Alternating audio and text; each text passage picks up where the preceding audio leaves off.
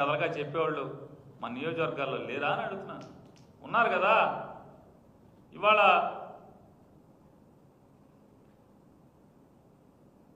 ఇంత కిరాతకాలు చేస్తున్నటువంటి, దుర్మార్గాలు చేస్తున్నటువంటి నరరూప రాక్షస పాలన ఎప్పుడు పోతుందా అని చెప్పని ప్రజలు జపం చేసే పరిస్థితి. ఇవాళ ఈ రకమైనటువంటి తప్పుడు పరిపాలన ఇవాళ ఆయన చెప్తాడు అది జరిగింది ఇది జరిగిందని. ఒక్కసారి ఈ కిరాతకాన్ని ఒకసారి చూడండి. ఎంత పైశాచికంగా, ఎంత కిరాతకంగా మనుషుల ముసుగులో ఉన్నటువంటి రాక్షస ప్రవృత్తి కలిగినటువంటి ఈ సైకోగాళ్ళు ఎంత కిరాతకంగా ఉన్నారో ఒకసారి చూడండి.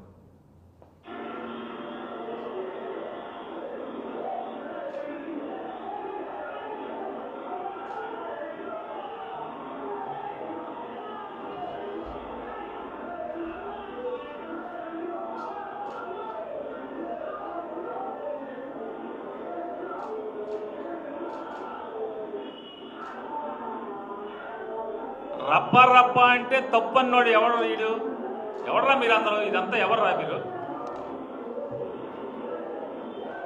రప్ప రప్ప అంటే తప్ప ఏంటిది? ఇది మనుషుల ఇళ్ళు? ఇది తప్పు కాదా? ఇది కళ్ళతో చూడగలరా ఎవరన్నా? ఈ కిరాతకాన్ని కళ్ళతో చూడటం అవుతుందా? ఇది తప్పు లేదా? ఇది చాలా మంచి పనా? సుపరిపాలన ఇది? ఇదేనా సుపరిపాలన అని అడుగుతున్నాను. తొలడుగు ఇది. సిగ్గుపడరా? ఇటువంటి దాన్ని, ఇటువంటి కిరాతకాలని, హత్యల్ని, హత్యాయత్నాల్ని, మనుషుల్ని క్రూరాతి క్రూరంగా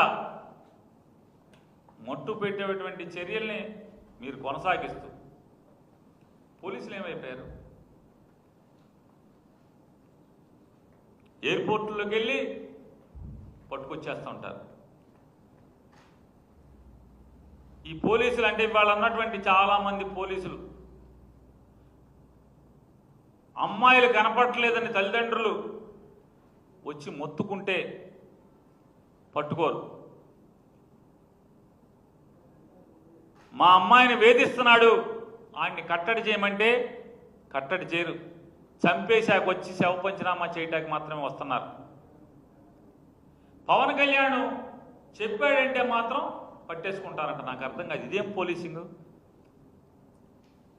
అంటే? రాష్ట్రంలో ఆడపిల్లలు కనపడకపోతే ఇద్దరినే పట్టుకున్నారు పోలీసులు ఇప్పుడు దాకా. ఆ ఇద్దరు కూడా పవన్ కళ్యాణ్ గారు చెప్పారని పట్టుకున్నారంట. ఇదేం పోయే కాలం అని అడుగుతున్నాను. అంటే పోలీసింగ్ పనిచేయరా? ఉద్యోగం చేయరా? పోనీ అందరం పవన్ కళ్యాణ్ దగ్గరికి వెళ్దాం, కనపడిన ఆడపిల్లలందరూ మా అమ్మాయి తప్పిపోయిందని చెప్తా కంటే అతనేమో షూటింగ్లో ఉంటాడు, ఇక్కడ ఉండడు, దొరకడు, చిక్కడు, దొరకడు. ఓ సినిమా తీయాలి ఇక. చిక్కడు, దొరకడు. చంద్రబాబుకి ఎప్పుడున్నా మాత్రం రాజకీయంగా ఆపద వస్తే మాత్రం పరిగెత్తుకొస్తారు.